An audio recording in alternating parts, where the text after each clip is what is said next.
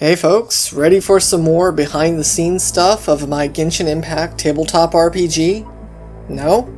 Well, then click on another video, I guess. Anyways, previously we've discussed combat mechanics. This is important in a tabletop, but that's definitely not all there is to these types of games. Today I want to go more in depth with the various other types of encounters one can expect in this world of Teyvat. There are 5 major types of encounters in my rule set: combat, stealth, social, chase, and exploration. All of these encounters were designed from the ground up with combat mechanics in mind. The reason I did this is because I personally find combat in tabletops to be really entertaining and tactical. Usually whenever I play D&D or Pathfinder or whatever, there's a disconnect between combat and out of combat. A lot of crafty things players come up with end up being boiled down into skill checks and that's it. I always wondered what it would be like to have some of the other more common forms of scenarios to be depicted in a similar fashion as combat. Since we've already discussed combat in detail, let's look at the others today, starting with stealth. Rogues are a fan favorite class to play in most tabletops, and for good reason. It's fun to slink around the battlefield and scout ahead for the rest of your party. I was never satisfied with the ways that most common tabletops let stealthy shenanigans play out. The rogue attempts to pick a lock under the cover of night. They roll a sleight of hand check. Once inside the locked building, they find a guard reading a book. They then make a stealth check to sneak past. Once they sneak up on the guard, they attempt to assassinate them, dealing a whole bunch of crit damage. But it was a really tanky guard, so they somehow survive and begin to fight the rogue anyways. The way this whole scene plays out is just boring to me. It's just a string of dice rolls.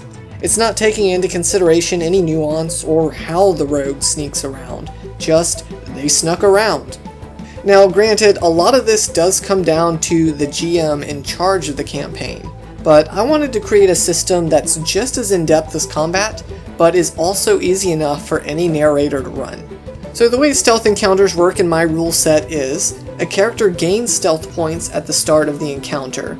You can equate these to HP in combat encounters, but instead of a character falling unconscious when this value drops to 0, they're simply no longer hidden. Basically at that point, the character is known to exist by all the enemies within the vicinity.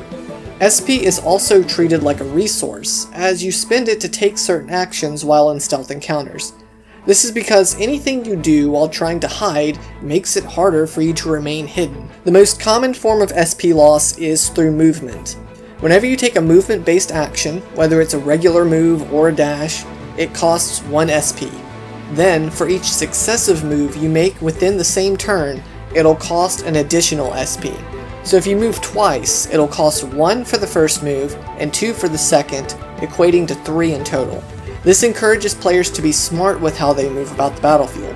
Every move they make has a chance at exposing them, and if they move too much at once, they're sure to give themselves away. Likewise, the same rule applies to other actions that cost AP, such as attacking. The amount of SP you gain at the start of the encounter is equal to 3 plus your stealth talent. Keeping these rules in mind, it may seem like characters who don't invest heavily into stealth may run out of SP quite quickly. And this is done purposefully. After all, if you're not trained in being sneaky, then it's kinda hard to flaunt around the enemy camp full of alert guards. But there is a bit of wiggle room here. Characters can restore their SP by passing their turn, so long as they remain outside of an enemy's perception range, but we'll get into that a little bit more in a minute. For example, if you don't move, and you hunker down in a bush under the cover of night, you can make a stealth roll, and gain a number of SP back equal to the number of your successes. This is kind of like letting the heat die down, if you will. Now, remaining close to an enemy has its own consequences. Basically, each enemy is unique, but for the most part, they all possess a certain zone of sight, referred to as its perception range. Any tile immediately surrounding them, a burst 1 zone, and tiles a certain distance away in the direction that they're looking in, a blast zone, form their perception range. During an enemy's turn, if a character is within this perception zone, they suffer SP damage equal to that enemy's perception talent value. This makes positioning and planning moves ahead a must for succeeding in these types of scenarios. especially when you consider that some enemies may possess advanced forms of perception, like a heightened sense of smell or even elemental sight. Besides being, arguably, more fun, treating stealth encounters in a similar manner to combat encounters allows for both to be ran simultaneously. This way the party can engage the enemy on multiple fronts. For example, the main force of the party can engage the enemy head-on, while the rogue can go sneaking off and do their own thing.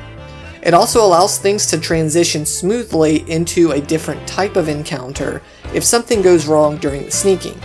Say for example, the ex-treasure hoarder party member starts by scouting out an Abyss Order camp. They gather information about their numbers, and on their way back to the party, they blow their cover. They're forced to fight. Now the stealth encounter transitions into a combat one, with little change to initiative and other bookkeeping.